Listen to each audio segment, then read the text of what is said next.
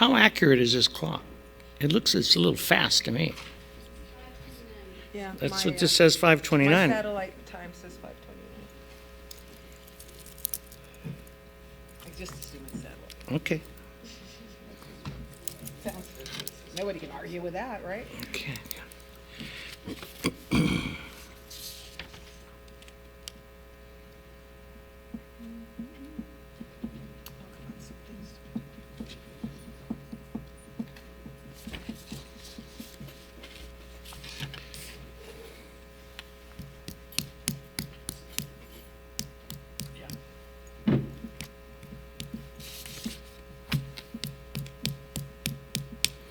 Yeah, I know.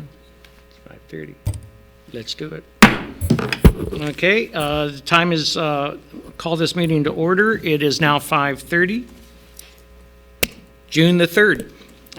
Clerk, would you please call the roll? Councilmember Gama, Here. Councilmember Rollins, Here. Mayor Pro Tem Hernandez, Here. Mayor Berg, Here. noting the absence of Councilmember Munoz Schnapps. Okay, it's now time for public comments. Not seeing anybody out there representing the public, coming from the public. And here it comes, Councilmember, 5:30. she's on time, 5:30. Please record that. And no public comments. We are now, Mr. City Attorney, would you please read the items that we're going into closed session for? Thank you, Mr. Mayor. There are two items tonight to save having to listen to me talk. They are both labor negotiations. They are both under the authority of Government Code Section 54957.6. The first matter is in connection with Port Hueneme Police Officers Association. The agency designated representatives are Stephen Berliner, Special Counsel, Edward Raya, RGS, HR Consultant, and Ken McDonald, Finance Director. The second item is with the SEIU, Service Employees International Union, Local 721, agency designated representatives Stephen M. Berliner, Special Counsel, and Ken McDonald, Finance Director. Thank you, Mr. Mayor. Thank you very much. We will now recess to closed session. It is 5:32.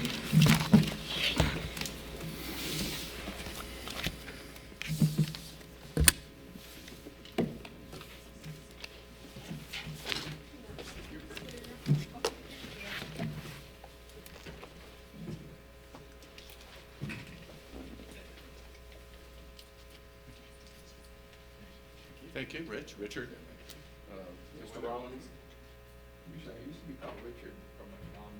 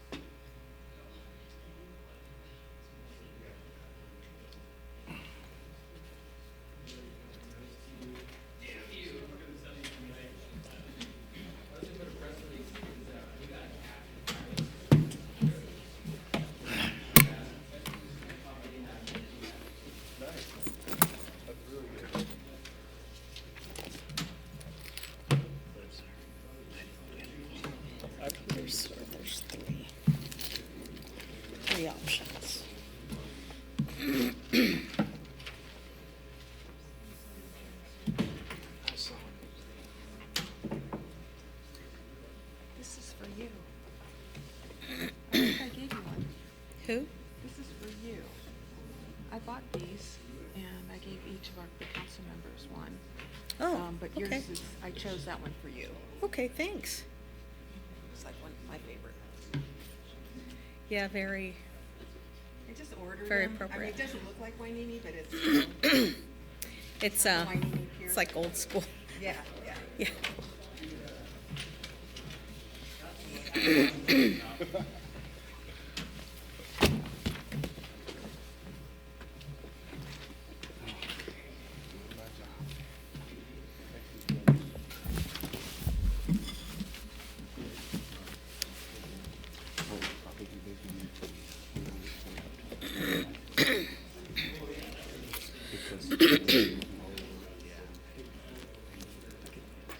Okay, it's up to you.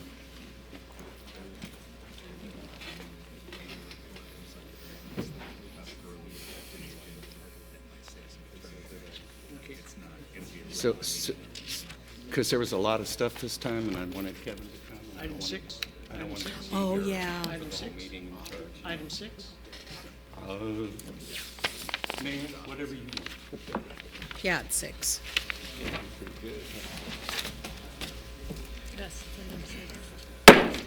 Okay, we are returned from our closed session. It is now time for the flag salute. So Mayor Pro Tem, would you please lead us in the flag salute? Hands apart, please join me. I pledge allegiance to the flag of the United States of America and to the republic for which it stands, one nation, under God, indivisible, with liberty and justice for all. Thank you very much. And now is time for our inspiration. Councilmember Schnapp. Okay. So as we started the summer months with one of these very festive holidays known as Memorial Day, we'll end summer with Labor Day. But one of the important annual summer holidays that may be forgotten by most people is June 14th, which is Flag Day. So how many have heard about June 14th as Flag Day? Raise your hand. All right, so half of us maybe. All right, so it is celebrated on that day, June 14th, because it commemorates the adoption of the flag of the United States on June 14th, 1777, by resolution of the Second Continental Congress. The United States Army also celebrates the U.S. Army birthday on this date. And so what's really important here is that in 1916 then, President Woodrow Wilson issued a proclamation that officially established June 14th as Flag Day. And it wasn't until August of 1946 that the National Flag Day was established by an act of Congress. So I just hope that all of you remember June 14th from here on out and proudly put your flag outside your door. Thank you. Thank you. And let me see, we have now announced roll call remains the same. City Clerk, yes? Are you okay with who we have here now? Yes. Well, thank you very much. And can I get a motion and a second to approve the agenda? I'll move to approve the agenda submitted. Second? I've got a motion and a second. All in favor, say aye. Aye. Okay, that passes. Mr. City Attorney, could you please report out on our closed session item? Mr. Mayor, Council, there are no reportable actions from the 2 closed sessions tonight. Thank you very much. We do have 2 presentations for tonight. I'm going to split this with our Mayor Pro Tem. I'll take one and she can take the other one. The first one is LGBTQ proclamation. If you would share that with us. Thank you. Yes, it's my honor to present the proclamation announcing LGBTQ plus Pride Month for June 2019. And if you could bear with me, I'll read what it says, beginning with, whereas on June 28, 1969, the LGBTQ plus community took a brave stand for human rights at the Stonewall Inn in New York City, marking a monumental step for LGBTQ plus equal rights. And if you haven't researched Stonewall. I don't know the history about it. I would encourage you to do so. It's a very interesting history. I think that happened, I don't know, Stephen, do you know what, 50 years ago? Yeah, 50 years ago. So whereas each June cities and towns throughout the United States celebrate LGBTQ+ Pride Month to acknowledge the bravery it takes for LGBTQ+ people to come out as their true selves, build community, and promote equal rights for all, and whereas tremendous amount of progress has been made since Stonewall, but members of the LGBTQ+ community still face discrimination based solely on who they are.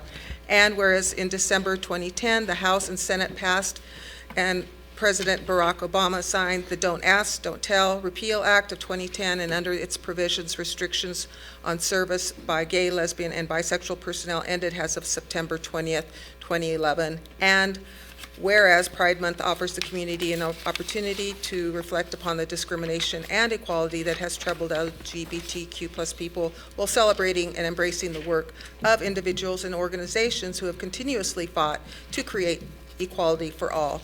And whereas the United States Navy values diversity and we are a better military and stronger nation because of its sailors who are gay, lesbian, bisexual, or transgender shall be evaluated based on individual merit, fitness, and performance. It is the policy of the Department of Defense to treat all service members in a sexual orientation neutral manner with professionalism, dignity, and respect to ensure maintenance of good order and discipline.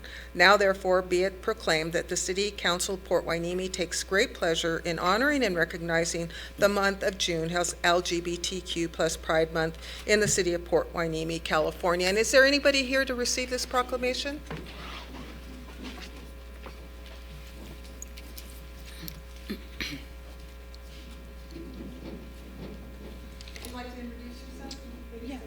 Absolutely.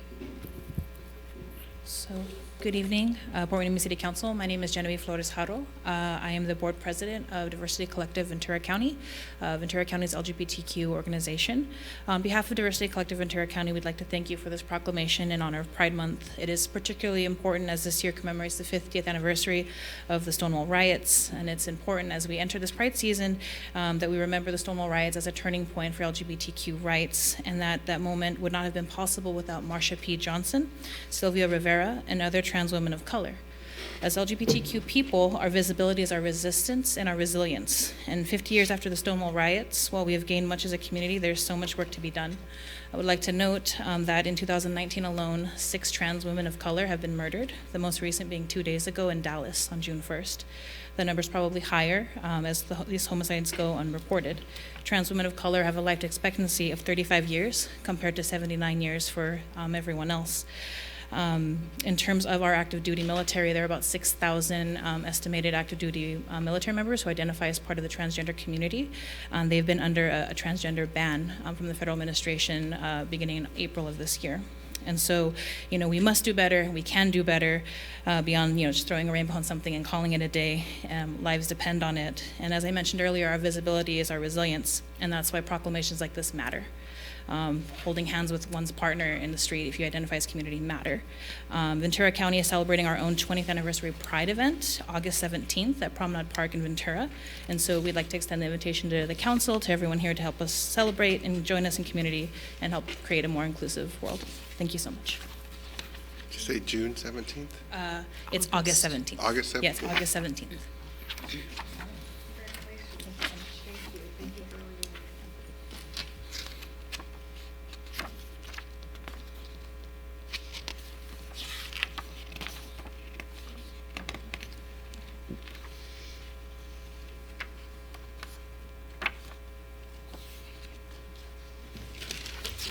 Thank you very much. We also have a second proclamation here. This one is for the Port of Hueneme, the Oxnard Harbor District. About 2 weeks ago, they celebrated a World Trade Week. This is something that has been going on now for several decades, but the port has been celebrating it now for 8 years in a row. I've not seen anybody here from the port. I will just read the proclamation, and we can deliver it later. And so I'll read this quickly for you. It's dated May 21st, 2019. And whereas the 8th Annual World Trade Week was held on May 21st, 2019 at the Port of Hueneme, and whereas the port hosted 10 consulates from around the world, including the United States, Mexico, Canada, to discuss the new USMCA agreement, and whereas our local seaport is a world leader in international trade and creating over 15,834 sustainable jobs for our community, and whereas they are in the top 10% of ports for fresh produce and automobiles, and whereas their operations generate over $119 million annually for our local cities and the state through tax revenues, and whereas over 9.5 billion tons of cargo flows through the Port of Hueneme each year. And whereas the port is not only a hub for international trade, but they're also named the greenest port in the United States in 2017 and remained the only port in California to earn a green marine certification. Now, therefore, be it proclaimed that the City Council of Port Hueneme takes great pleasure in honoring and recognizing World Trade Week in the city of Port Hueneme, California. And we'll deliver this later this week, so thank you very much. I would like to do a little house cleaning.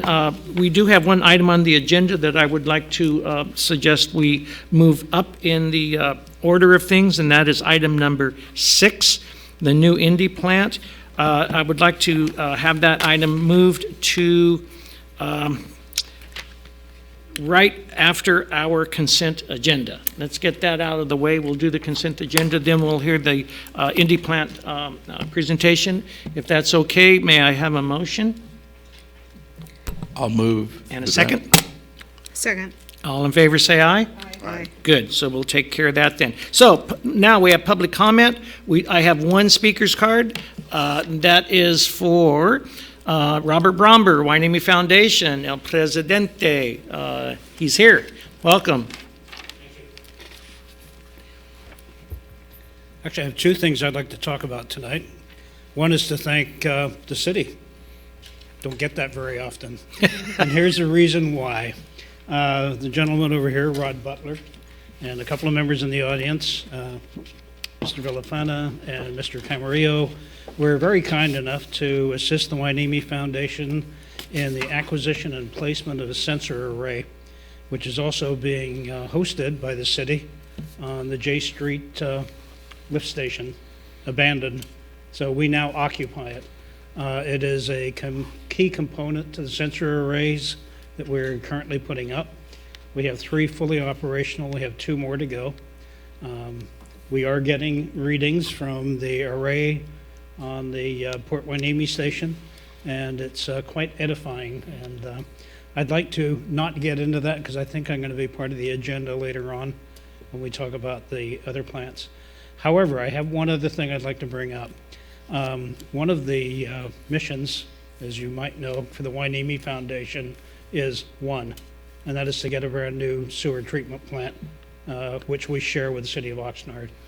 I have been fortunate enough to be back in Washington, D.C., and we have a good possibility of getting financial assistance from both EPA and reluctant assistance from the Office of Economic Adjustment, which is a DOD functionary that actually does write checks. They wrote one to Guam for $129 million to help replace the wastewater treatment facility there. I would like permission of the council to allow me to work with City Manager Rod Butler to work out some sort of a strategy where the city can help support the effort, not financially, but support the effort to get the OEA grant, which is going to require lots of political shoving. It will. Julia Brownlee has already indicated that she will assist us, but I feel we need a lot of local assistance. I'll be pitching RDP 21 tomorrow morning to see if we can get them behind it. And City of Ventura, I believe, will have them on our side as well. But that's all I have. But anyway, thank you to the city for making one sensor array possible. Really appreciate it. Thank you very much. I think you can count on all of my colleagues up here being fully in support of this. Now, City Council consent agenda. There are 2 items on the consent agenda. One is our minutes for the regular meeting of May the 20th, and the recommendation is to approve the minutes. The second item is the annual assessments for Assessment District number 87-1, Assessment District number 91-1, and Assessment District number 95-3. And I assume I should read this all? Yes, okay. Recommendation is to adopt a resolution of the City Council of the City of Port Hueneme, California, declaring its intention to order the levy and collection of assessments for the Lighting Maintenance Assessment District number 87-1 for the fiscal year beginning July 1st, 2019 and ending June 30th, 2020. Adopt a resolution for the City Council of the City of Port Hueneme, California, declaring its intention to order the levy and collection of assessments for the Parkway and Median Assessment District number 91.1 for the fiscal year beginning July 1, 2019 and ending June 30th, 2020. And adopt a resolution of the City Council of the City of Port Hueneme, California, declaring its intention to order the levy and collection of assessments for the Port Hueneme Drainage Maintenance Assessment District number 95-3 for the fiscal year beginning July 1, 2019 and ending June 30th, 2020. Can I have a motion and a second? So if I may, Mr. Mayor, can I pull item number 2 because I have some questions. Okay, we have a request to pull item number 2. Can I get a second real quick? Second. Second, all in favor say aye. Aye. Aye. Okay, we'll pull that. So let's vote on the minutes of the regular meeting, May 20th, 2019.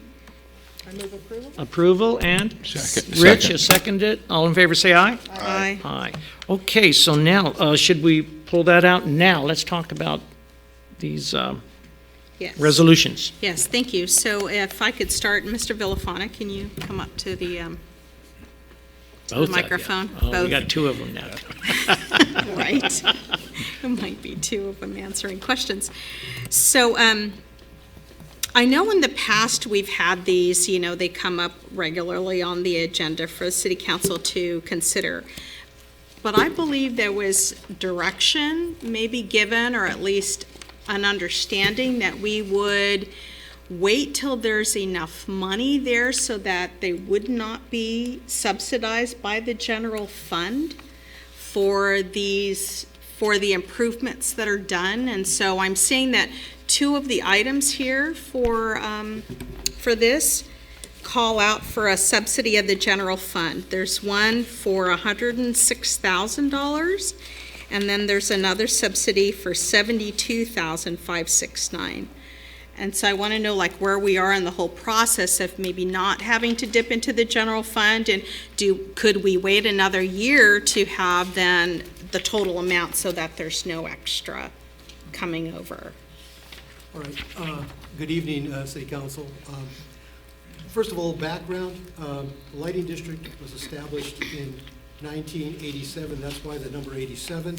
And it generates revenue of $122,511, and the expenses are $156,882. So we have a deficit of $33,571, and we're requesting the general fund to cover it. That pays for the electricity and that.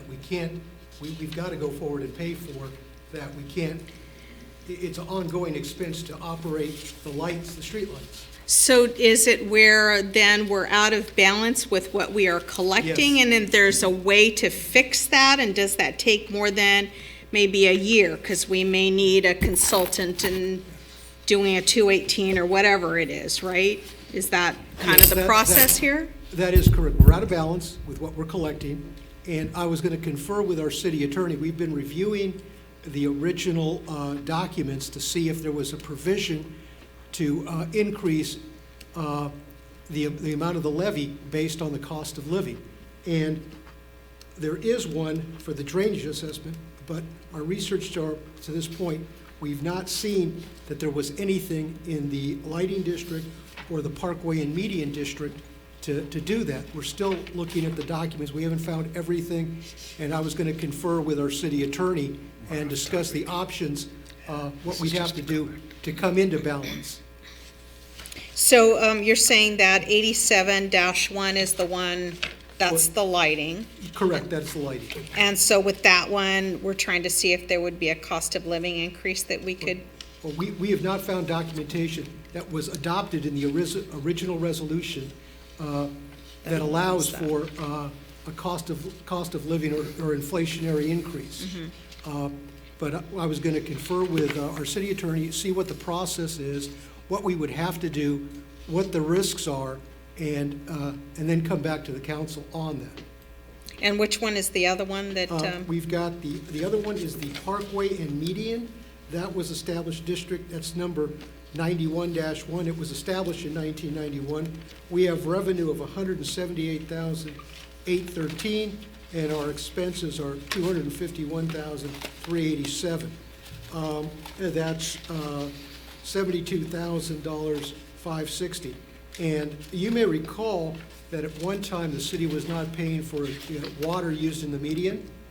We are paying for water used in the median now, so some of that deficit is a result of that true-up. Again, there's no provision, as far as we have found so far, to allow for an increase in the assessment based on inflation. So that's the other one we're going to have to discuss with the city attorney. so when this was originally put together, it possibly was where we were flush. We were collecting as much money as maybe we were expending, and that was okay. But now, if This is like 31 years ago, so I'm not sure what the thinking was. 31 years But ago, a lot of things have increased in terms of But I'm costs sure, and all. legislatively speaking, it has to pay for itself. Right. And therefore, Well, we have to get. we're this a little correct. off topic because the only matter before the council tonight is actually a housekeeping matter. And you're not approving the budget or any general fund expenditure. The resolution only authorizes the collection of the revenues from the district, which is required to be done as a housekeeping matter every single year. Yes. When we get into, and we haven't had these discussions about, what can be done to fix the shortfall, which we can do, but that's really a budget issue, which isn't before the council tonight. Okay, so I just want to be clear then, because we've asked for this a couple of years now, of, how can we true this up so we're not pushing general fund money over to pay for these, and what's wrong with the assessments? Maybe there's nothing wrong with them, we just haven't caught up to like what the cost is. So I'd like for it, this is, I don't know how many times I've mentioned it, but it has been over the course of the last several years. So if we could just make sure that we incorporate something like this within the budget, whatever it needs to fit, so that we don't have general fund money paying for this. And by voting yes for this, would we be committing general fund dollars? No, you're only authorizing the collection of the taxes or the assessments. The assessments, on the yeah, to property collect owners. it. Councilmember Gama? Laura had a question. Well, I don't mean to speak off topic from the agenda or this item, but it seems like the collection of the fees, the revenue is the issue here, that we don't have, the formula appears not to be working. So I'm in support of Councilwoman Schnapps in the need to I agree. get this fixed. I would and don't agree know- that there's an issue to be fixed, but it's not before us tonight. Right. This is a standard. We've been Okay. doing this for 31 years, which is just to approve the collection from the taxpayers, Right. the assessment payers. So I support any recommendation to instruct staff to bring this information back to us on how we can adjust the formula and increase, and cover the costs May I of please? services. Councilmember Gama? Can you explain to me, where the revenue comes from, and is the expense the powering of the lights, the maintenance of the lights? And then you mentioned water. How does water have anything to do with the lighting district? No, there's two districts there. The first one is the lighting district. Now, that is an assessment it's a parcel assessment. Everybody in the city that owns property, it's an assessment, and we get the county to collect the money for us and then give it to the city, and that funds the lighting operations, the street light operations. Okay. Now, the water, that's district number 91. That is Okay. the Parkway and Median. Again, it is an assessment on, it's a parcel assessment on every privately owned property in the city. And we collect the revenue and it pays. That's the one that's paying for water, for landscaping in the medians. Okay. And then District 95-3? That is the drainage assessment, you know, the Bubbling Springs Okay. corridor. That's where that one is, and we have no issue there. No, so the revenue and the expenses are in balance for Uh, 95.3? We have a fund balance right now. We're in the positive, we're in the black. And is that money that's available to remove the cat tails out of there? Is that, we talked about that Yes, before, I believe? that is part of it that we're gonna have to do. There's several things that have not been done. It is possible, there's a lot of environmental hoops to jump through, but besides going through and removing the reeds permanently, or not permanently, but actually pull them up from the roots, there's a window to do that. There's an environmental process to go through, biologists, and then we have to contract it out. But there's also a process where you can get permission, again, going through a number of hoops, to spray in the channel, which will retard the growth of that. And so those funds have accumulated, and we are in the process of trying to go through that, and hopefully we'll be able to get that started this year. That's our plan, and we have money in there to do that. You know, this year, because of the heavy rain, I authorized under an emergency permit to remove as much of the reeds as possible, but with hand crews. They've all grown back now. It has grown 6 back. weeks. So that's where we are on that one, but we are in the black on that, so we're fine. Thank you. We're on the black on it, but does that mean we would continue to be on the black on it? Is it paying for itself, or, Okay, we're collecting $185,049, and our expenses are gonna be $300,249. But part of that is for the reed removal. And we've accumulated enough funds where, once we get this done, I think we'll be in balance. That $300,000, it includes a chunk for the biologist and other work that would not be a yearly cost. okay. So we should be close to balance once we get this done, but we have a surplus right now to handle that work. Okay, Councilmember Rollins? So does a request to put it on a future council agenda to make sure that all of those different accounts balance out? Like Ms. Schnapps had said, like what it would take to make it even?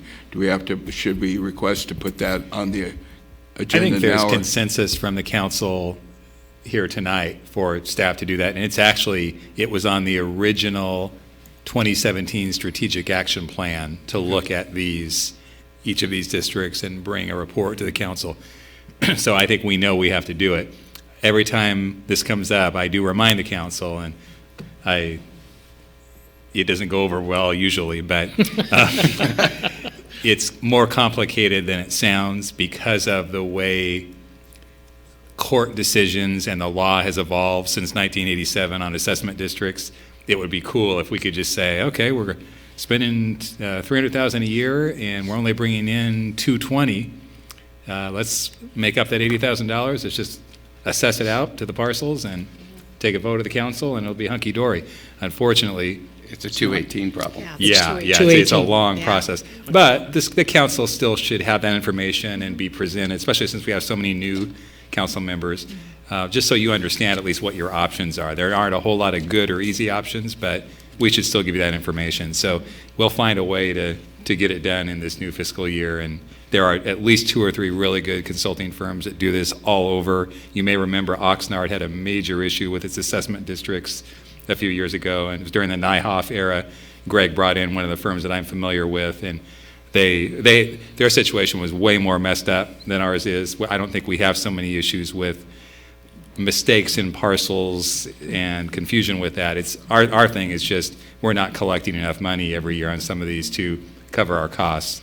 So since 1987, obviously the assessments have gone up because the costs have gone up, and while we're lagging behind it per se, we have increased it along the way. What vehicle have we been, For the one, Are we bringing in the same amount of money? No, no, in you're making an 1987? assumption. You're making an assumption. It Okay. hasn't increased. It depends on the district, and first of all, let me make a disclaimer, Okay. which is, I've never been asked to look at these, and I haven't, but based upon my general knowledge of assessment districts, you can do one of two things. You can figure out the allocation of the cost at the beginning when you form it and not have any provision for increase, which, according to Mr. Villafana, is the case on at least one of these, two of them. Both of them? Or you can include some kind of inflator, which is okay as long as the voters know it and have approved it. But to add, so that's where the other one is okay because there's an inflator. The problem that we have is that since the law has changed so dramatically in those days with voter rights and Prop 218 and Prop 60 and all kinds of things, you cannot increase assessments unless you go back out to an election. So the costs of which would probably far exceed the amount that the general fund would have to subsidize. So I'm just, we will look at them if we're asked to, but the chances of being able to increase the assessments, if there's no provision that was approved by the voters to increase it, is very, very low. Well, I'm thinking too is that, when was the year that it wasn't zero anymore? When was the year we started to pay in? And from that point forward, we have been subsidizing from the general fund. So it could be, $1.5–2 million versus like what it would cost us to go out to the that's voters. So true. I think that those are some of the numbers that we need in order to calculate out what the risks are. Exactly. And Then what you have the, a policy decision about how you want to handle what it. the positive would be, But I yeah. don't think there's an easy fix, although, as I said, I haven't seen the bond documents, or I don't even know if we have bond documents, Yeah. but from that long ago, but hopefully we do. So there has been no increase in assessments since 1987. That is correct. Even though there was a provision in the drainage assessment district, it has never been exercised. It has not been. So we have not, to the best of our knowledge and our research of the documents, ever increased that one. We're allowed to increase that one. It has not been done. That's the one that's in the black right now. The other two, as far as we can see from the documents, never had a provision to increase it in accordance with any inflationary number. So that's really interesting that we've had the provision to increase on that one, but never have done so. Is it an action that needs to come back to the council to do that? The first thing I would want to know is what the bond provisions are, because if it's an automatic increase, then you can start doing it prospectively. You can't go and retroactively recover Right, it.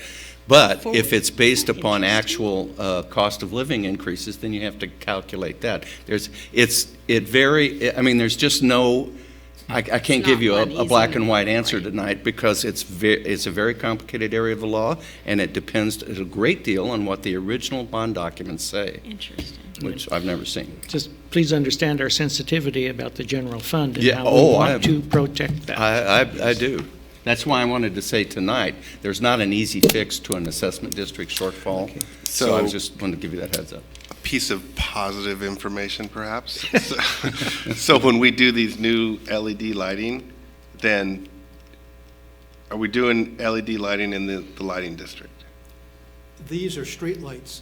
We have 50 streetlights that are Right. under the city But aren't they going to jurisdiction. be LED converted? Some of them have, but we have not, we haven't gone there yet. But if we go there, isn't the savings, There'll be some savings, I don't know. some not significant, just? I can't quantify that for you. I'd have to look at it with Edison and see what the cost savings would be. I'd 'Cause have to our- get back to you on that. I Right, just don't 'cause- have that information. Haven't we been told that the LED lighting Well, save a is- lot of electricity? Slowly is the LED lighting being replaced by Edison? Are they doing it as a routine, or is this something we do? They would be doing it. I'm not sure what they've done. They own the lion's share of the streetlights Okay. in the city. And I have not been in touch with Edison as far as what their programs are. I would have to look into that. I'd be glad to look into it and then report back to the city manager and the council at a future date. Might be a good agenda item. Okay. All right, so Back to If I this may item. add- what do we want to do with these Well, we districts? have to move forward, so I move to. we're going to be shorter Yeah. So, go ahead. May I add, I'd like to just go back. When I first got here, the assessment districts, there was an issue with it. My predecessors had said we collected a certain amount of money, and miraculously, that's exactly what we spent. There was not good accounting, and former Councilman Figg asked for that. So what we have here, we worked hard, Mr. Camarillo and the management assistants, we've worked hard to clean that up and get an accurate accounting of what we are actually spending, including the money to pay for water in the medians, which was not being paid for before. So what we have here today is a fairly, is an accurate reflection of the costs, which was not there a number of years ago. So I just wanted to bring that back up. Thank Okay. you. So can I get a motion and a second? So I move to approve then the, what are we doing, number 2? Exhibit. Item number 2 on consent agenda. Yes. And I've got a motion and a second. All in favor, say aye. Aye. Okay, and it passes unanimously. Now before we get into our city manager's report, I'd like to move to item 6 on the agenda, which is our new Indy plant water treatment odor update. Yes, Mayor and members of the council, Kevin Spalding from the law firm of Green D. Bortnowski is here tonight to give us the monthly update. There is actually some significant stuff to report this month, so he'll be sharing that. And I think Dr. Bromberg may be coming up for a portion of that as well. But Good evening, Mayor Bergen and esteemed council members. Over the last week, or over the last month, as it were, I've been to talk with Mr. Dunn and Dr. Bromberg here to my right, who's president of the Feeney Foundation, regarding the installation of the sensor and kind of preliminarily what we're seeing. I don't know if Dr. Bromberg told the council that Supervisor Kelly Long pushed and got the sensors installed on county property and waived the $3,000 permitting fee and whatnot. So he did speak earlier that there are 2 additional sensor arrays that are still waiting to be installed. And so my understanding of Dr. Bromberg is that we are beginning to see, the sensors are beginning to report back certain readings. But because the sensor arrays have not yet been fully installed and calibrated, it's hard to quantify what the readings are. You get more of a correlation rather than we know a specific amount of parts per million. And so in my conversations with Dr. Bromberg, what we are seeing is we are seeing at least 2 spikes a night that relate to ammonia spikes that are higher than ambient measurements. That's what I smelled. Because those spikes are occurring, the sensors have not yet been calibrated, it's difficult to say whether or not how many parts per million of ammonia in the atmosphere we're seeing. Do those levels become toxic? And so as the sensors are, when the remaining 2 sensor arrays are installed and as those sensors are calibrated, we'll begin to see a much more accurate picture as to what gases are present, whether or not those levels are toxic, what times, and hopefully, given the spacing of the sensor array and whatnot, we'll be able to determine directionality. Dr. Bromberg, do you think? That was a very good assessment. I would like to add a couple of things. We will make this information public once the calibration has taken place. Local residents will be able to go on the website and literally pull out in real time exactly what's transpiring. And just to reaffirm, what we're looking at, I don't want to get into parts per million yet, primarily because the full array set and the calibration is what brings the accuracy on. I'm going to be meeting with Cal State with the chemistry lab there, and the chief scientific officer, Dr. Blue, and we're going to be running some tests with some handheld devices as well. But as it is currently running, we are quite certain that the sewage treatment plant, the OGBTP, is not the plant that is generating ammonia. I'm not prepared to say who is, but one does not have to have much of an imagination to figure out where it comes from. And I believe Mr. Spalding has done quite a bit of research into who has the largest amounts of ammonia and what it's used for, and they will elucidate on that. Very good. Any questions? Councilmember Ron? Yes, offhand, when are the spikes? You said there's 2 spikes per night or per week? It just varies. It is very rare. Well, at one particular point in time, there's actually no activity whatsoever.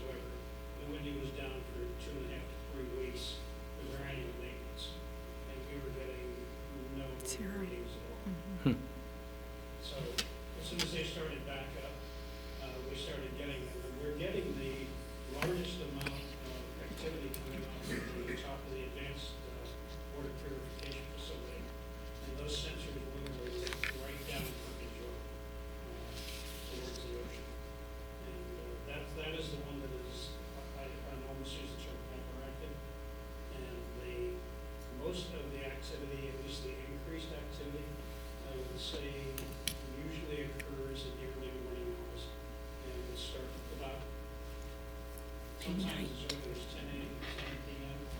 But the biggest spikes we're seeing are midnight, 1 and 2. This one That's when we're I seeing. smelled. But again, I can only give you, call this anecdotal, because it is not anecdotal. But this is data that I don't want to be able to literally say, this is problematic. One of the reasons I can't is one of our board members is Robert Kwong, who happens to be a rather highly intelligent counsel. And he is saying, we cannot, at this particular point in time, put it out until we have data that is certified. And if we do not, then anecdotally, I will tell you, we are picking up ammonia, and there is no question. Now, Thank you.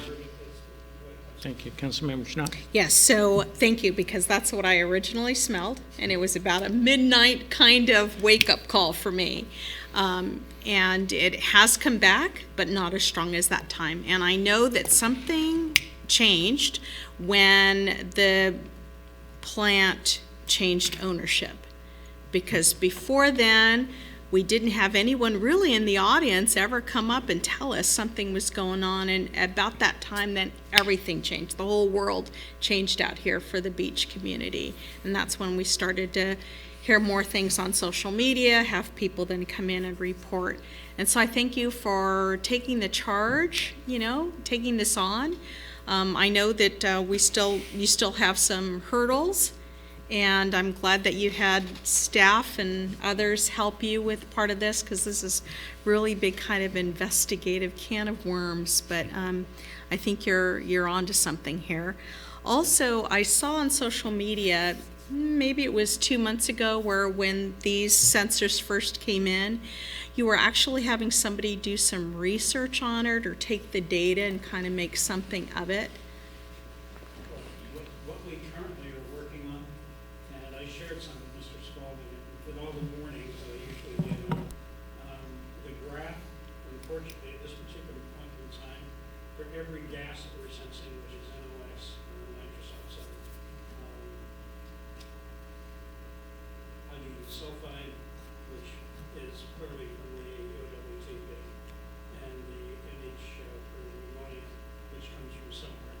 But unfortunately, the graphing that we're currently showing, the manufacturer hasn't modified our graphs yet. Everything shows us CO2, except in the heads.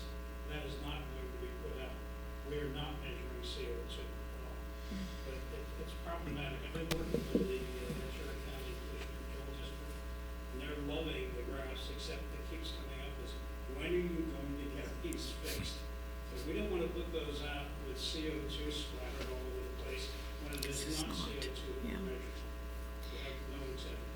Thank you. One more question here is that what could residents continue to do? I know that there was a odor tracker, like a PDF or some kind of Google form that they could fill out online. Is that still active? Is there a phone number to call?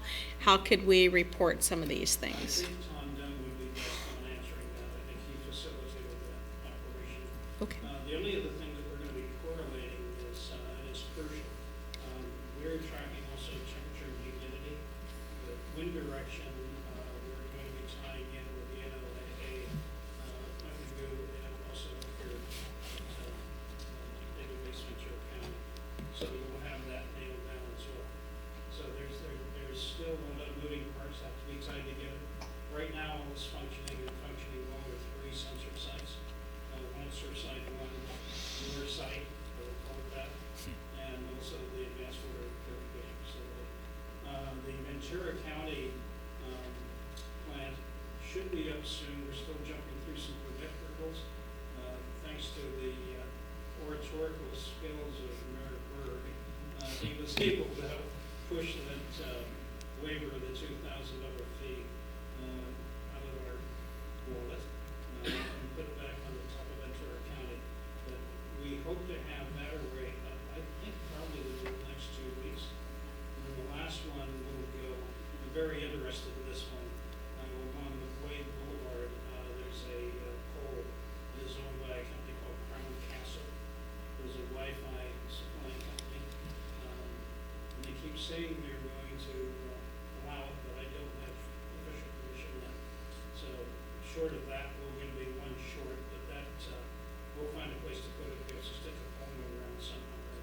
And that's about a mile east of Perkins? Oh, it does. Okay. Okay. If the sensors go where I want, they will almost overhang the Wendy's fence. Good, thank Okay. you. Thanks. Councilmember Gama? Yeah, I just want to, again, try to throw some positive news out there. So when I hear that pneumonia is spiking and you identified that, that's something that could be easily probably remedied, because you'll find a source. Well, I think the person that's actually going to identify the source is due to our efforts, and that's going to be the Ventura County Pollution Control System. They weren't even measuring for that at all. Right, but again, I see that as a real positive development. We're delighted because the sensors are functioning. Correct. So it's just a matter of now of time and completing the semicircle of the city of Square. Thank you. Anybody else? Kevin, do you have anything else for us? Thank you very much. Okay, let's move on to Public Works now. Item number 3 is a professional services agreement, a PSA with Milner Via Engineers and Engineering and Temporary Staffing Services. So here we go again, Mr. Villafana, you're on. Good evening again. As you know, the deputy director position for water has been vacant for over a year. And we first filled it with a retired annuitant, and that his time ran out. He's limited by PERS as how much time. And then I interviewed several firms. I interviewed a company called Water Talent. I interviewed Milner Via. And Milner Via is a local firm, and their hourly rates were better than Water Talent. And they could provide people who had been water superintendents, water managers locally.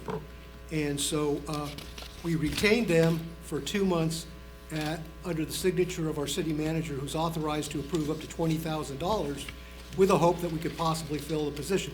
We have still not filled the position, so in order to fill the position on a part-time basis, 20 to 28 hours a week, I'm asking that the city manager be authorized to enter into the professional service agreement with Milner Via.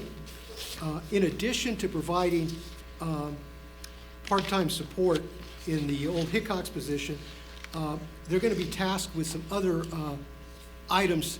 Specifically, I came before the council, we talked about the 2 wells that the city has that is an asset that would be used in an emergency. They have to be addressed, they have to be looked at to see what has to be done to them to keep them in service as backup.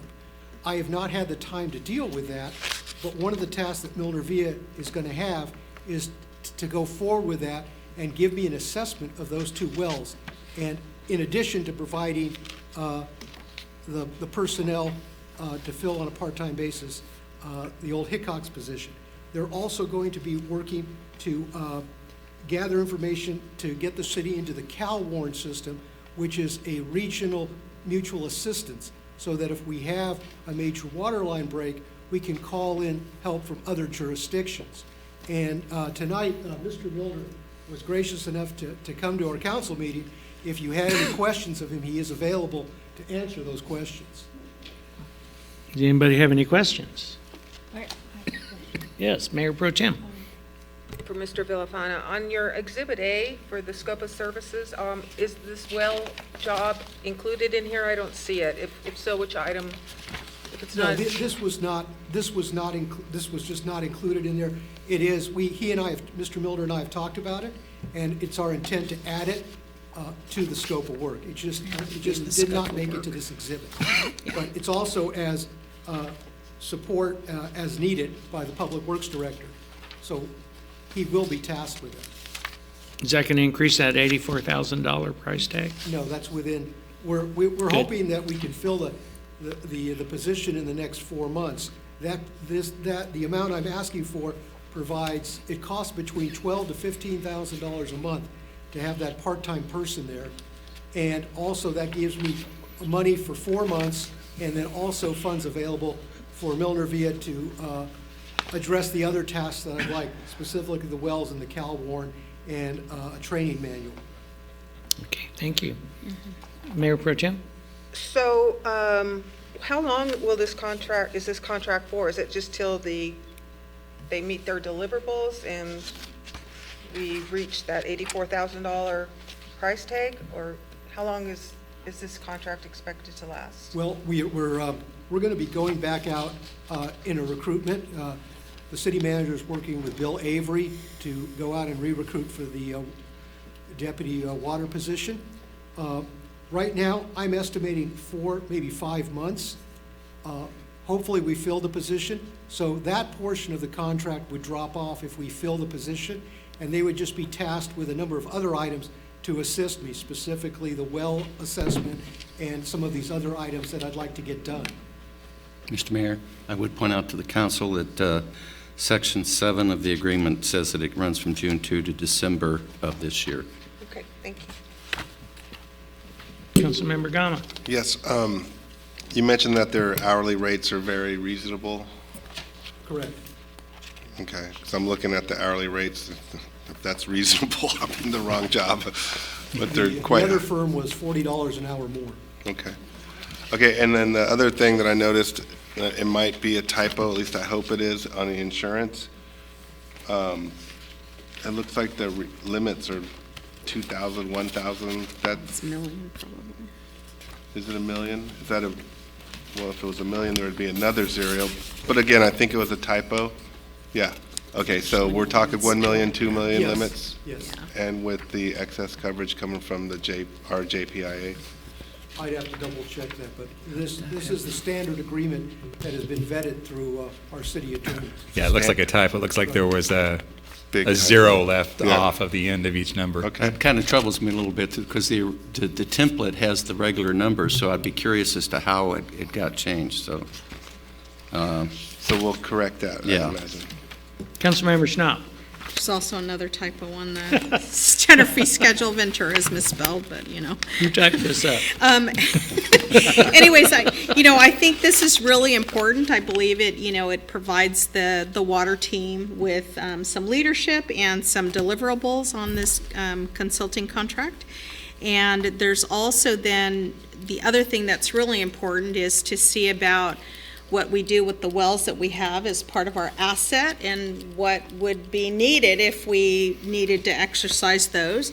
Just knowing that there was a caveat here just recently where United Water Conservation had to provide an emergency link to the El Rio Water District because their water was found to be not quality for people to drink. And so they had to actually exercise an emergency pipeline in order to provide folks in the El Rio area with drinking water just recently. So these are some of the issues that are coming up right now, and I believe it's really important for us to then move forward with looking at some assets and seeing what we can do to revitalize them, or if we even, what it would take to do that, so that we're not caught between a rock and a hard place. So with that, I move to approve then, if there aren't any other questions, move to approve item number 3. And can I get a second? Yeah, I'll second that. Okay, motion and a second. Everybody in favor, say aye. Aye. Any opposed? Unanimous. City manager is the Citizens Advisory Commission appointments. Yes, Mayor, members of the council, we actually have 2 different citizens' bodies that we're going to ask you to give us direction on your appointments for tonight. First one is the Citizen Advisory Commission. We've talked about this for a long time. I don't think we need to go into all that history. The most recent discussion point was whether we were going to have a 10-member commission or a 5-member commission, and this new council settled on a 5-member body. So we're really ready now to go ahead and formalize the appointment of those 5 members. Your staff report includes the names of the folks who applied for that commission. We also have this kind of unique situation where, because we had originally appointed people on the basis of a 10-member commission, council members Munoz, Schnapp, and then Mayor Berg had appointed 2 people each as part of that old 10-member model. We now have asked them for direction on which of their 2 appointments they're going to retain. They provided that for us. We'll probably just have you again formalize that tonight. But we do need the direction from council members Gama, Rollins and Mayor Pro Tem Hernandez for your Citizens Advisory Commission appointments tonight.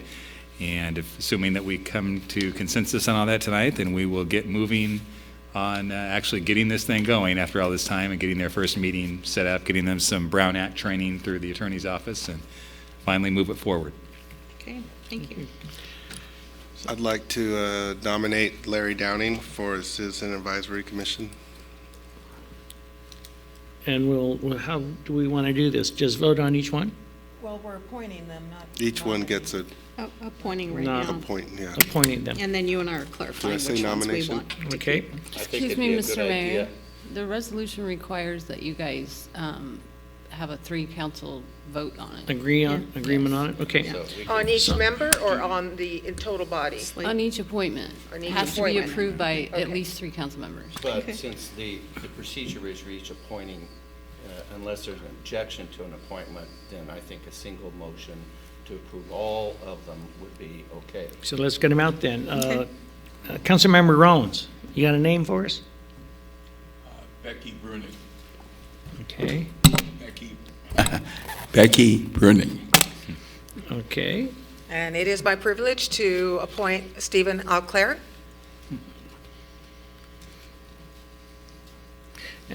Councilmember Schnapp. So of the two that I had representing my appointments, I'd like to keep Eric Ford. Eric, okay. And I am keeping Rich Rollins. No, not Rich Rollins. You can't. Point of order? Point of order. I am keeping Tom Dunn. So there we have our 5. 1, 2, 3, 4, 5. Motion to approve those appointments. Motion to approve? So I make the motion. I'm sorry, to Councilmember Rollins? I just want to make a comment before we vote. Since the last recruitment, we have gotten a number of people that have now shown interest in getting involved in the community. And so originally I had expressed interest in increasing it till 10, and that was, we're going to be keeping it till 5. However, the newly appointed people on the Citizen Advisory Board, I would implore you to get the people who have showed interest in being and volunteering their time to provide advice to the city and to be involved, to get them involved. And so that's just the only statement that I'd like to make on that point. Thank you. Okay, do I have a motion and a second? So with that, I move the slate of members that have been nominated for the Citizens Advisory Commission And appointments. Councilmember Gama, before you second that, do you have a Can comment? you name them, please? I missed one name. We got Larry Downing, Got it? Becky Bruning, Stephen Auclair, Eric Ford, Tom Dunn. Okay. As presented, I'd make a motion to approve. You mean a second? Second.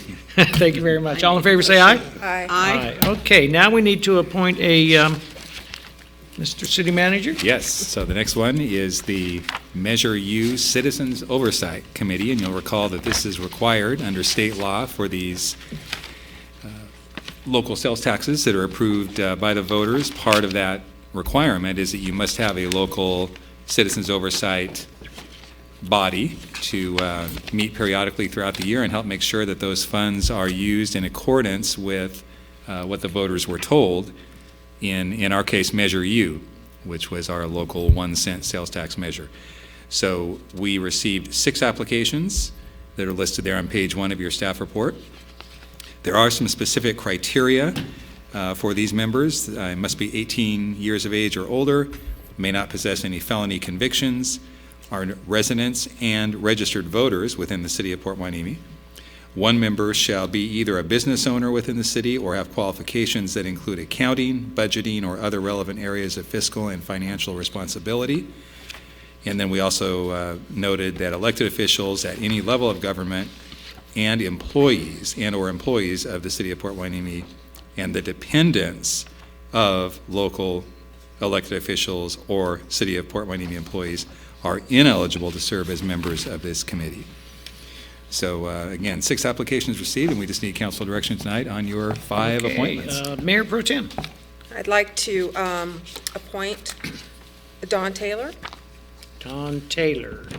former employee from Harbor District, and her and I worked very well together on the disaster recovery program for the county of Ventura, way back on, D-A-W-N, not D-O-N. yes, DAWN. Okay. Councilmember Rollins. It's a difficult decision because I made it a point to try to make sure people were aware of this position, and so there were a number of people that responded that I feel strongly about. However, that being said, I would appoint Sharon Claris.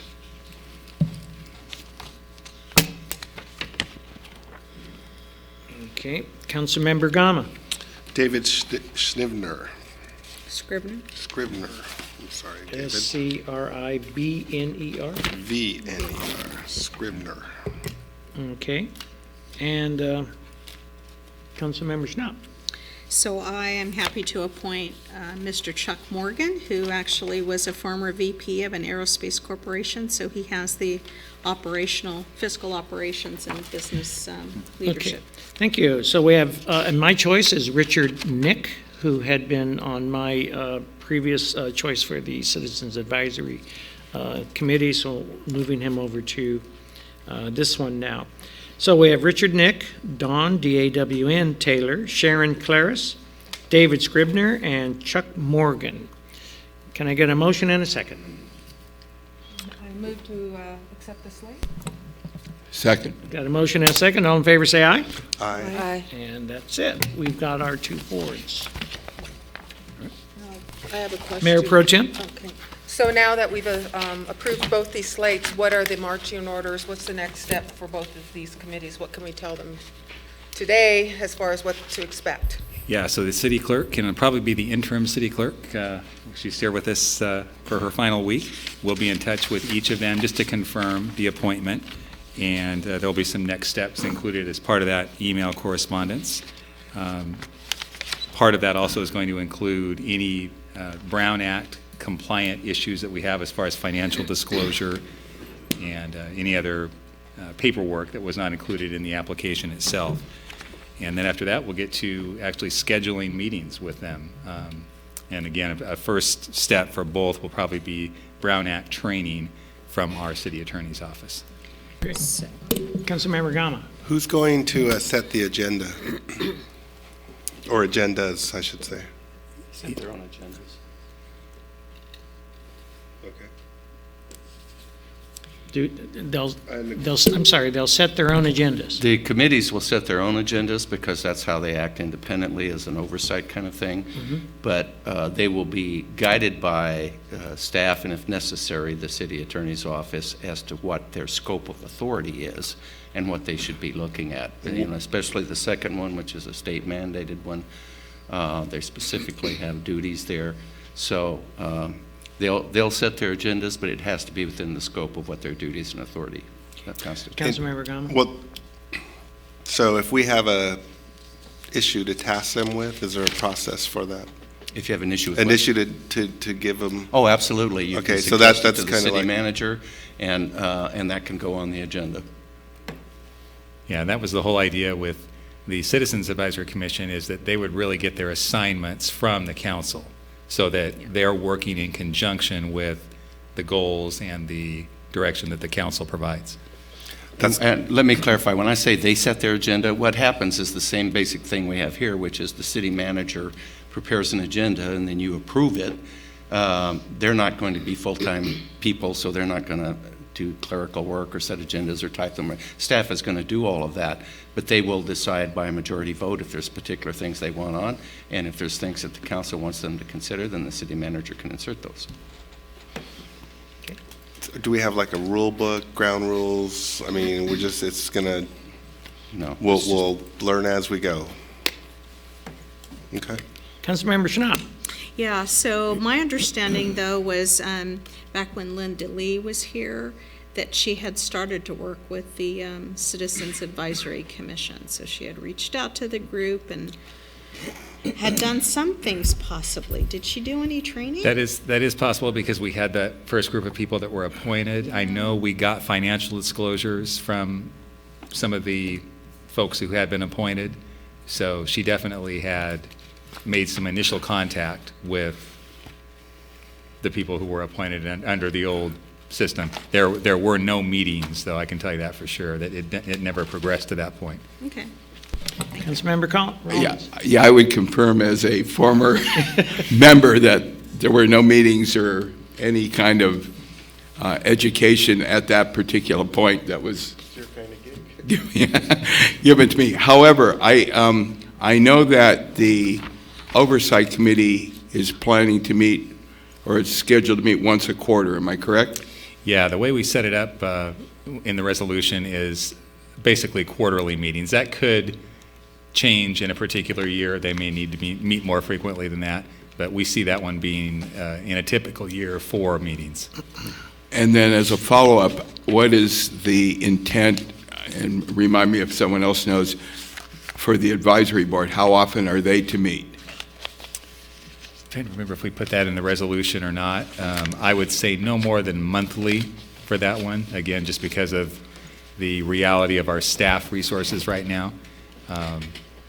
But probably 6 to 10 times a year is a minimum for that commission. And who will be the staff liaison to the Citizen Advisory Board? It will and be, for the other one, for that matter. Sure. Measure U Committee will be the Finance Director and me, Finance Director, City Manager, and that has because of the financial nature of that committee. The Advisory Commission, my goal is to have the Deputy City Manager, when that position is filled on a permanent basis, be the lead staff liaison. I may have to pinch hit and do that in the meantime, although we're getting closer on our Deputy City Manager appointment, so that's not going to last. My role would not last real long, but that's the goal. And with the necessary training that they're going to need to be done in the orientation, when do you suspect their first meeting might be? Would it be in a week, a month, 3 months? A month. Okay. Okay. Any other questions? Very good then. We now move on then to council member reports, comments, requests for future agenda items, items for discussion. Councilmember Chanel. So if I can start, so one of the things to have on our agenda, I would recommend then we look at these assessments and maybe start the process there about, what it may include, what kind of time frame we're looking at, just some basic overall things that we could start with. Sure. Maybe it's more of a presentation versus anything else really, but getting us to at least the ground floor of what we're talking about here. So that's number one. Okay. Number two, I did attend the World Trade Week, the session that the Oxnard Harbor District had a couple of weeks ago. I was joined by Mayor Berg and Mayor Pro Tem Hernandez there.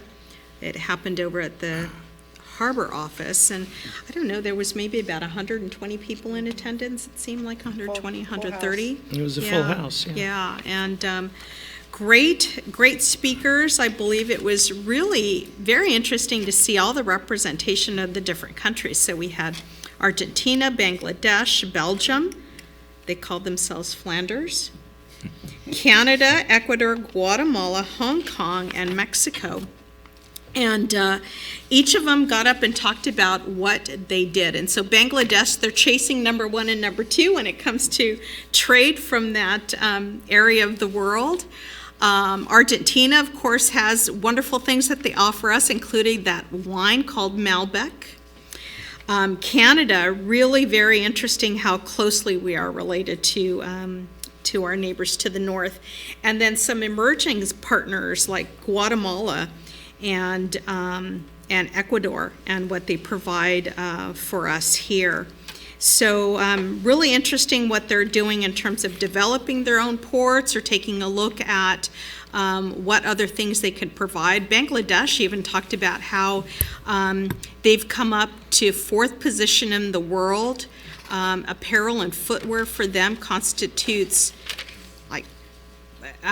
billions of dollars. It's really kind of interesting, and they're really in the textile and apparel market versus others would be more of service industry, as well as then produce, agriculture. So it's really kind of refreshing to see that it's a very diverse market out there that we're working with. And it was great to hear their leaders, many of who were consul generals of their countries. Two of the other special discussions we had a gentleman named Brian Peck, who was part of the international, he talked about international trade and the U.S. trade policy. And one thing I want to focus in on here, he said in his comments that this is the first time that there's been an integrated trade policy with national security for an administration. And that to me was shocking, that this would be the first time, although many administrations have probably talked about this, but this is the first one that's trying to deliver on it. And so I think that's really refreshing and super. And then last but not least, there was a discussion about this new NAFTA agreement, which is called USMCA, that stands for U.S. Mexico, Canada, or Canada, Mexico. And clearly, there's some good and bad. There's advantages in certain areas and maybe just adjustments being made overall. This also includes a comprehensive environmental language in this new agreement versus maybe what has happened in the past. So, again, it's really refreshing. And I believe it was Consul General Rodriguez from Mexico who said, really understanding the bottom line of all of this is it would provide a better way of living for all of us. End comment. Thank you. Thank you. Councilmember Rollins, anything? Just briefly, tomorrow I'm going to be going to the Ventura County Air Pollution Board that I'm a rep from, and on the agenda will be our issue with the air quality in Port Hueneme, and they're going to be doing a report on that. So I hope to hear from their level what that report might be, and I'll report back. Thank you. So just want to thank Larry Downing for pulling together the Memorial Day celebration. For me, it's outstanding to see the Hueneme High School band growing and growing. They called it an orchestra, Yeah, didn't they? that's right. And there was not too many years ago where they were having trouble fielding a band. And I'd like to think that the city of Port Hueneme is somewhat responsible for igniting the interest in the band, and it's just really nice to see them come and perform, and they had some really nice outfits and all. So I'm really, really grateful for Julia Browning's office as well, and Kelly Long and everybody that showed up. It's a great day. For future agendas, when prior to running for city council, if I noticed something in the city that irritated me or questioned me or made me pause, I'd come and I'd do a 3-minute presentation on the other side. So the last 6 months being up here, it's a little different, and I'm trying very hard to respect the protocols and communicate directly through the city manager. And so there's a lot of good things going on, and I understand how we it's really easy to get good information out, but at the same time, I'm a little concerned about how our council gets informed of issues. And a couple things have come up recently where it's not necessarily a positive thing. It's something that we just need to acknowledge. But I came across information, and I'm not sure if the rest of my colleagues up here are aware of it. And so I want to bring it up tonight just to perhaps get on the agenda in the future a way to better disseminate information to be transparent, both good and bad. And so the good news is that we got through the first holiday weekend with no major incident on the beach. The bad news is that the lifeguard towers were not ready to go on the day when they needed to be. And the good news is 6 months ago when we first came on, we identified the lifeguard program as having a lot of issues, and that we're going to address those issues. And we haven't had an update yet. And I do know that the person who was hired to be the lifeguard supervisor was involved in a terrible skiing accident, and I've visited him several times, and he's making great progress, and we're hoping that he's going to be here on the job soon. But again, I don't know if the rest of my colleagues are aware of that. So I think, and today I noticed that there is a changing trailer. I thought maybe it was for the professional wrestlers, but then again, we haven't been updated, so I'm kind of, again, going to ask the question, is that for the lifeguards to change in? So I think as an agenda, oh, and then another thing that came up recently was this thing about firecrackers, fireworks for 4th of July, and how funds were sought to promote that, and it was agreed to, but the council wasn't involved in that decision-making process. So I saw the email that went out from Mr. Kenny to the cannabis organizations, and it's a great little email. If it would have just been addressed to the council, and then if we could have discussed it and then said, hey, we support this, and then, you know, ask the city manager to make it happen. So I hope I'm making sense. I just think that we all need to be on the loop on good and positive news, and we need to try and figure out a way to do that more effectively. And as I'm here right now, I know that one of the lifeguard stands, they've got the protective railing up and the ladder now is secured. One of them isn't, but there's no numbers on there. So I'm just wondering if we could get a status as to what is going and what isn't going on out there. Sure, we can definitely have Anna provide a lifeguard program update.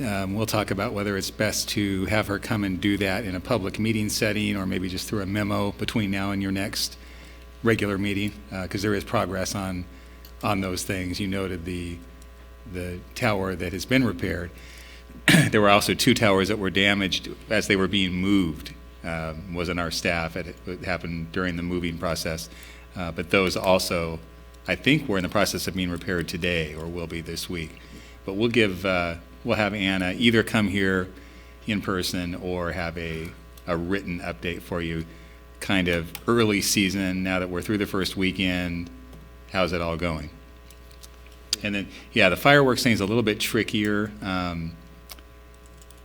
I made a conscious decision not to say anything about it because I didn't know it had been approved. We were working, actually the chief and Steve Kinney were working behind the scenes with the city of Oxnard to make sure that they were going to be even open to the concept. And we didn't want to go public with all of that until we knew that it was actually going to be approved. And I'm not sure that we want to get into a situation where the council is approving the use of those cannabis community benefit funds, because right now, the way that the development agreements are written, that is not a requirement. That is really a decision that is made by the cannabis organizations as to how they're going to make their 1%, where they're going to make their 1% contribution. So that's a little bit, there are larger issues there. If I may, I get that, and I'm guilty. You know, I made a request of 2 of them to support the youth fair, and they did, and that's wonderful, but I did that as a member of the youth fair committee. But I think that the community, the council, and maybe we need to look at the whole process. I don't know, but I think maybe, you know, because frankly, there's a lot we could do in this town, you know, and if we were given a chance to discuss and maybe lay out some priorities, then maybe we could at least, you know, have a little bit of input into that. So, so down the road, I'm just thinking outside the box right now, thinking that maybe we could do. It's our first time doing this. We've never had 1% community funds available. Should we outline some priorities, and hopefully they'll line up with the business owners? But again, I just think, again, it all comes back to information flow, and can we all get on the same page? And that's kind of what I'm aiming to do with this comment. Sure. Okay. Councilmember Rollins? I was going to just reconfirm with Councilman Gama was saying, in that I don't want the 1% to be kind of a free-for-all for whoever can get in there first to kind of, whoever has the most influence. I think it should be some kind of a consensus per se on that, or at least our views given to them in some kind of a format, so that we're not, because I know before, even with the youth and volunteer for different people, we're trying to hit at different times, and you don't want to overwhelm them or create a series of like confusion as far as who's hitting them up for what, when, and that type of a thing. Councilmember Schnapp? Yeah, so I really do appreciate my colleague, Councilmember Gama, focusing in on how do we get the communications process going and with some of these items that are really important for all of us. So I appreciate you asking that question. And then number two, I remember when each of the applicants was coming through for the cannabis businesses, they actually had to identify in their application what other organizations they were going to be donating to. It wasn't necessarily exclusive to Port Hueneme only kinds of nonprofits. They had identified some that were even outside of the Oxnard area and, you know, maybe more regional. So I know that there was at least a template that said this would be at least those organizations that we would cover and or programs that we would support. But maybe we need to revisit that. And I know that the cannabis businesses right now are going through their audits, their annual audits with the city. And so maybe that would be a reflection of what is then identified and or shared during those audits. Mr. Mayor, could I make a? Yes. One of the other opportunities you'll have is that because our arrangements with the cannabis dispensaries are actually done under what are called development agreements, which are the statutory creations, under the law, those development agreements, each one has to be reviewed annually by the City Council to make sure that they are in compliance with all the various terms. And it's intended to keep everybody on the straight and narrow so that you don't enter an agreement that runs 20 years and nobody ever looks at it. So there will be coming up, and I believe Mr. Stewart is probably organizing this, and if not, then we'll talk about it, but there should be coming up in the next few months a series of those reviews, which will probably spread over some meetings so that you don't have a bunch of them at one night. But you'll have an opportunity to look at what they're doing and offer views on how they're complying. Okay. Mayor Pro Tem? Just a question for our city attorney. Do those development agreements include policy direction on how the community benefit funds get distributed or how they should get prioritized? It seems to me we need a policy of some sort. Well, I'm going to go back to what Mr. Butler already said, which is the agreements require them to put 1% back into the community, into community benefit things. It doesn't require them to do that in accordance with city direction. The control factor on that is the annual review, so if they're not putting it into community benefits, but I would have to caution, we'd have to really seriously think about just listing things they should put money into. Well, that's not what I was referring to. I'm referring for our city employees, members of the council, on how we create that relationship, what we do to get to the community benefit funds, not a policy for the cannabis businesses, but for us to follow on how we access those funds or solicit them. Yes. And I noticed also that we don't have a donation policy. I don't think the situation with the cannabis businesses has fit into this so far, because the money's been that they've donated has gone through REACH. I don't know where the Oxnard money's, how that's being brokered. But if we accept a direct donation from a company, we don't have a policy on that. We don't. And I think we need to look at that. If that were suggested, and it actually has come up before during our dispensary discussions, I have indicated that I think it's a bad idea for the city to accept money from anybody that it regulates.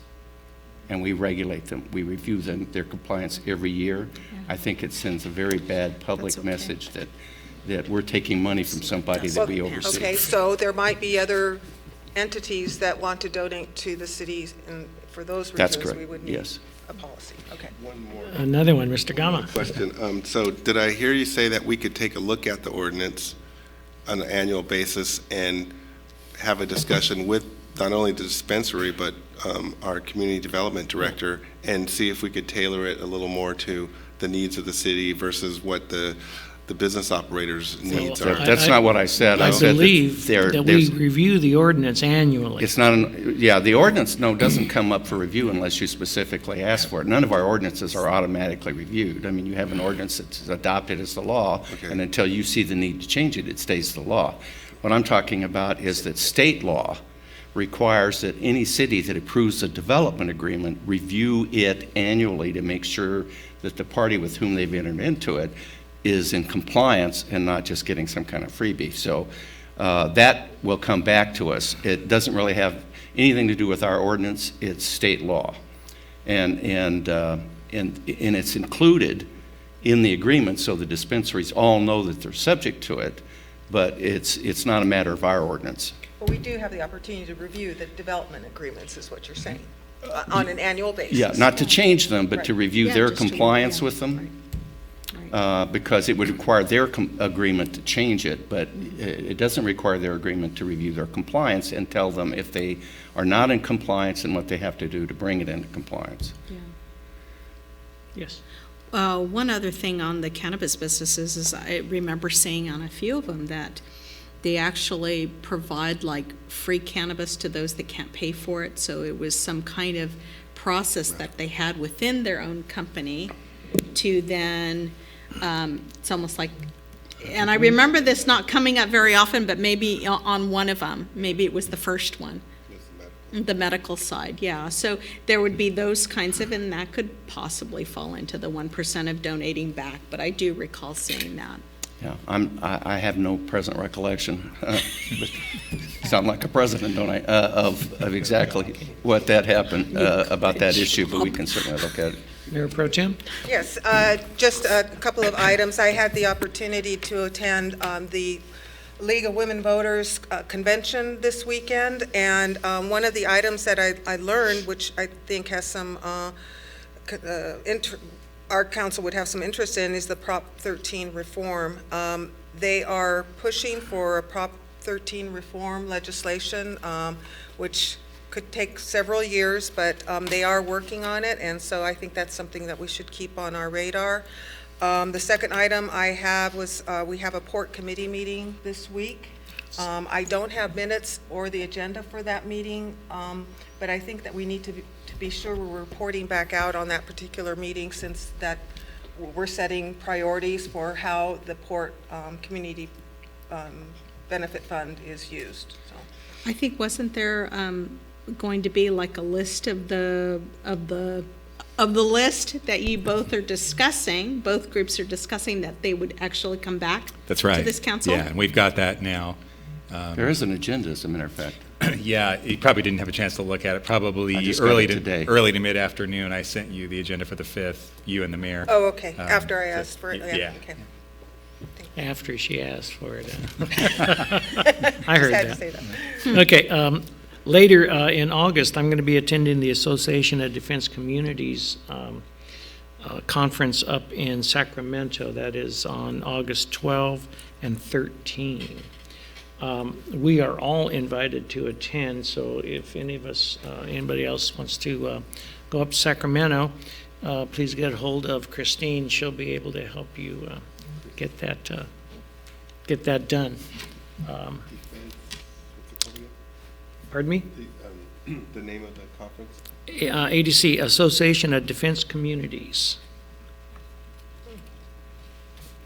Okay, and as Mayor Pro Tem just indicated, there is a City Port Standing Committee meeting later this week. It's Thursday? Yeah, 2 o'clock on Wednesday. Wednesday, 2 o'clock, right. At the port. I knew that. Oh, at the port. Oh, Yeah. thank you. It's at the port this time. I am the vice chair of the Gold Coast Transit Board, and as the vice chair or as a board member, we right now are working on our budget and salary schedules, our retention of our legal services, et cetera. So at the beginning of the year, that always occurs. That's one of the things we're doing. Gold Coast Transit is also moving its headquarters. They're going to be located behind Costco. Brand new building. It's going to really look nice. And that is going to be taking place, I believe, not this meeting, but next month's meeting. We'll be having our first actual meeting there. So that's going to be a pretty exciting move on their part.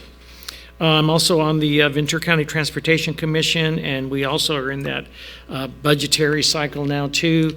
Evaluations for the executive director and legal representation, and you name it. And I sit on the Southern California Association of Governments, SCAG, Transportation Committee. And typically for my schedule, that all falls on the first week of the month. Another committee I sit on is RDP 21, and the Regional Defense Partnership for the 21st Century, supporting our military's presence here in the county. But the first week of every month, Tuesday, RDP 21, Wednesday is Gold Coast, Thursday is SCAG, and Friday, VCTC. So I stay pretty busy that first week. After that, it's back to retirement time, and life gets better. But so I'll be reporting out on these meetings, but not typically on the first meeting. It'll be on the second one, because got to digest what we're doing. But all of us sit on various boards. Mayor Pro Tem Hernandez is also on the City Port Standing Committee. She also attends RDP 21, because I think it's really important that the mayor and the Mayor Pro Tem sit on those two committees, City Port and the military bases here. It's important for us. Those are our two most important relationships. When I step down as mayor and we get a new mayor and a new pro tem, my advice is that those two positions always stay with the port and with the Navy. And that's a message, a clear message for them of the importance that we place on that relationship. Mayor Pro Tem is also on the Port Hueneme Water Agency Board, and they meet about once a month. Is it once a month? Yeah. And dealing with water, and it's a great education there too, and I'm sure we'll be hearing more from that. She also sits on the Ventura County Regional Energy Alliance, VCREA. That's the group that's trying to reduce our carbon footprint and use more solar and wind power, et cetera. And so this is coming our way, and we'll be seeing more of this. And then the Ventura County Regional Sanitation District. We'll start reporting out on more of these when we have our last comments. Councilmember Gama is on the Animal Services Commission. I think you mentioned last time at our last council meeting that we hosted a visit here from the new executive director. He's also on the Beacon Beach Erosion Authority for Clean Oceans and Nourishment. He's on that board too, and he's all over them right now, I can tell you that. He's watching what they're doing very carefully. Councilmember Schnapp is our representative with the California Joint Powers Insurance Authority, one of the most important groups that we deal with on a regular basis. And she's on the Point Mugu Regional Airport Authority. When do they meet? Only once a year, I think, yeah. The Port Hueneme Water Agency, again, more water issues. Three of us, chair. actually. She's the chair of the water agency, and we have three members on that agency. And the Ventura Council of Governments are called VCOG. Councilmember Rollins, also on the water agency, and he's on the REACH board, Recreation, Education, Arts, Culture in Hueneme, and as he mentioned earlier, the Air Pollution Control Board. Have you gotten a new executive director yet on that board? Okay, when do you expect to get one? The process, he is retiring, I think, officially in August, Oh, so he's still here. so he's still here, yeah. Good, okay. And so I think they're going through the recruitment right now. Good. So again, part of our reporting, you may or may not hear reports from those various boards and committees, but your council stays very busy in the community throughout the counties. Count on us to represent us all very well. We now go to the continuation of our public comment. I have no comment cards. Anybody wanting to say something? How would I know that Tom would want to say something? Why does he wait till the very surprises? Mr. Dunn. Thank you, thank you very much. Stephen, was you mentioned fireworks? Just a few minutes. No, Yeah, somebody did. stay away from. What about the fireworks? About the fireworks in July. Yeah. Anyway, 2 nights ago, I was looking out my window and down at the beach, poof, 3 or 4 or 5 of them went off. Did anybody report those, Chief, to you? Yeah. Okay, so they're starting early, and just to let you know.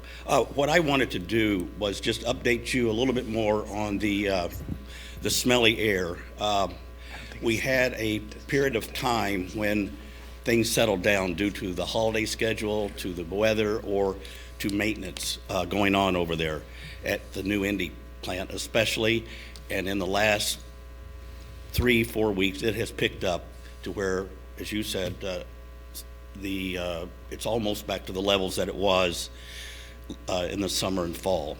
And why I come here is to just let you know what the residents are saying. And Rich, I'll give you this when I'm done, but just to keep you updated on how they feel. And I get quite a few emails saying, please, Mr. Dunn. And there's always complaints, new people in the area. And it was mentioned that people do call the odor tracker. I have a new Indy number, but that is always blocked or full, and they never get back to you. And the sensors that Robert talked about will take over for the odor tracker and the calls everywhere. It's like going from the caveman to the man on the moon, where we have updated information that is true and verifiable. And but I just wanted to read you a couple of these so you'll know what the people of Port Hueneme feel. 1:20 a.m. Just woke up, putrid paper mill smell overpowering into our bedroom. 4 a.m. Now full jet taking off noise, steam, and we are nauseous. Made the mistake of keeping our windows open at night. Nauseating fumes. Keep your windows closed. That's what people are doing and saying on a continuing basis. So there's not much you guys can do about it, but just to let you know how they feel. And they are sending also their complaints to the Oxnard City Council. Just again, keep them updated and let them know that they need something to be done, because they talk about they can't invite people over, their kids can't go outside. And so I think we are doing a lot. But to ask them, as I had to do this morning, to be patient a little bit longer, that's tough. And they have passed that line many, many months ago. So just to let you know, and we're all doing all we can. Thank you very much, Tom. Councilmember Schnapp. Mr. Dunn, if I could ask you, there was that odor tracker. Do you still want people to fill out that Google Doc? They can if they want to. Somebody actually taking and recording all of that info. What that's going to be good for is for history. Mm-hmm. We can show the history going back to whenever people started smelling it in the last year or so. But the sensors will be the thing that will either get us inside of New Indy and to their lawyers, with the help of the City of Oxnard, Port Hueneme, and anybody else that will be working on that. Laura? You said there was a phone number, a new phone number? No, I have a phone number for New Indy. I'll say it so they can record it here. It's 805-278-7376. Oh, that's not for the public to call? No, that's, Okay. well, that is for the New Indy. you can call them directly and leave a quote, but a lot of times it's filled up or you can't even get through. 805-278. 7376. 7376. Thank you for all your help on that. I appreciate it. There are other complaint lines to, I can't remember where it was to, and to the older tracker. They appear every so often on Nextdoor, and I'll try to go back and look and put them back up there so that people can have them. All right, thank you. Thank you very much. Would it be something that it would be a benefit to have on the city website Absolutely. for information? The, whether it's an email, whether it's the Google Doc, whether it's the phone number? I think the important thing here is to remember is that it's all going to be about the data that can be presented into a tribunal of whatever sort. And the more public complaints there are to every potential activist in the process, like New Indy, which is difficult, but the Air Pollution Control District, they should receive it. Oxnard should receive it because it's in Oxnard's jurisdiction. It's an air pollution problem, so it's going to be under the Air Pollution Control District. And the more record they have of complaints and dates of problems, even though that's not scientific, and it won't carry the day in a scientific argument about establishing who's responsible and whether it's toxic, it is evidence of people being affected, and it's very important that we keep that going. Very That's good. important. So, Mr. Butler, can you follow up with that just to make sure Sure. we get all that information up? Thank you. Thank you. Also, we should report out that on May 30th, was that a Thursday? Thursday. That was last week, Thursday. We had our first of 2 budget workshops. We went from 5 o'clock in the afternoon until 9:30 that night, and we are going to have our second budget workshop this coming June 11th, not the 10th, right? That's right. It's going to be on the 11th, and that'll also be at 5 o'clock, and I would anticipate that we will go until we finish what we need to finish. It should be on our website if anybody wants to see that first one. It is a public meeting. All are welcome to come and listen in. So we are taking quite a bit of time. It is a 2-year budget cycle again. We're hoping to have our budget done in time for the new fiscal year, July 1. We'll see if we get there or not.